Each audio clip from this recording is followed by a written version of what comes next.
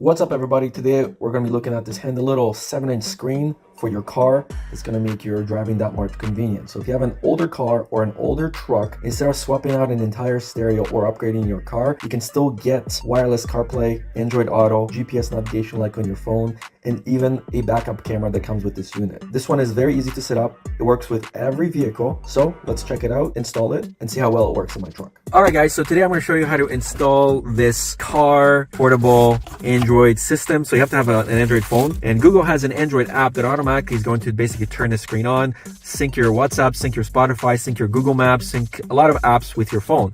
And you can also have internet basically right on this little screen. So this is a 6.68 screen. It's pretty narrow. It kind of looks like a rearview mirror. It's universal though, so you can connect it anywhere. It also has a camera. It's operating on a cigarette lighter as well. Got a suction mount for this, so you can attach it there. It's got a dash mount with an adhesive, so you can stick it here as well. Okay, first we gotta connect this. So we're gonna put this here. All right. Now the suction is actually pretty strong. You can control and tighten.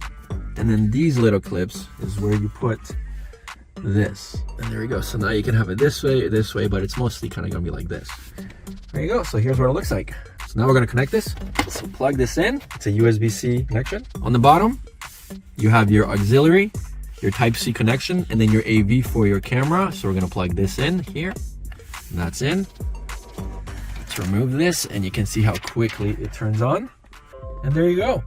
That quick, that easy. Obviously, I already have an Android deck in here, but I wanted a second one for the front facing camera. So this one's got a rear. You can see that right away when I turn on the car. It knows that it's paired with the phone that I'm recording on. It's got Bluetooth on, and then immediately it loads up whatever I was doing previously. They also provided you with this camera. It's got night vision. It's got 4 little LEDs. So you can see about 30 meters into darkness, I would say, with this. It's long enough to plug into your reverse backup light. So this will turn on and switch to camera as soon as you start backing up. So this is your camera right now, and you can see there's no setup. It basically just works, which is cool, right? So all I have to do now is basically mount this camera. It's very vivid. Very sharp, colorful. You got your music, your CarPlay, Android Auto, AirPlay, your settings. It's got driving positions, screensavers, Android Auto. You can see that right away. You can have your Google Map here, and then this is the camera. The camera is actually very bright and everything. Let's see, you can switch to camera. If you go that kind of stretches it out. But honestly, for the price, it's actually pretty good. Now, the great thing is, if you have Android Auto or AirPlay, you can switch between both ones. It's going to give you directions on how to connect to your iPhone as well. You get to your password, or again, you go to Android mode, and again, it tells you to turn on Bluetooth and connect to that. Now, we're already paired with this. You also have CarPlay. CarPlay, in my opinion, is a little better. Let's say Android Cast. You have to download the app, TC Link, and then you need to connect to your Wi-Fi's car link. Once the app is downloaded, open the app, and you're gonna see that we can connect to this, and now we can go and cast. So when you enable Android Cast, what's gonna happen is you're basically streaming whatever your phone is seeing directly on here. So whether you're watching videos, you want to watch a movie, as long as your phone is on, by the way, when you turn off the screen, it's also going to turn it off here. So it's going to stream the audio into here, and as well anything that's happening on the phone in terms of notifications. It's got a built-in speaker as well.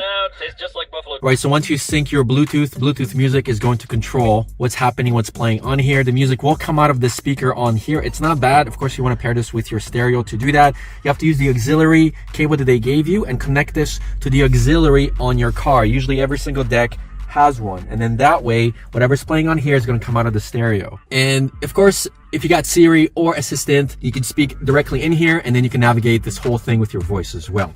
So do I recommend this? I would say this is actually a pretty nice little screen.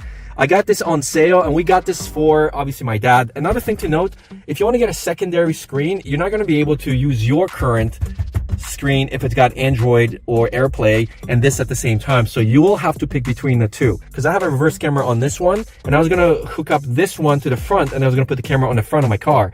Unfortunately, I will not be able to do that. I mean, I kind of could, but this will be useless because, again, I will not have Google on here. I will have it on here. So just for the sense of a camera, I don't think it's worth it for me to hook it up in this vehicle.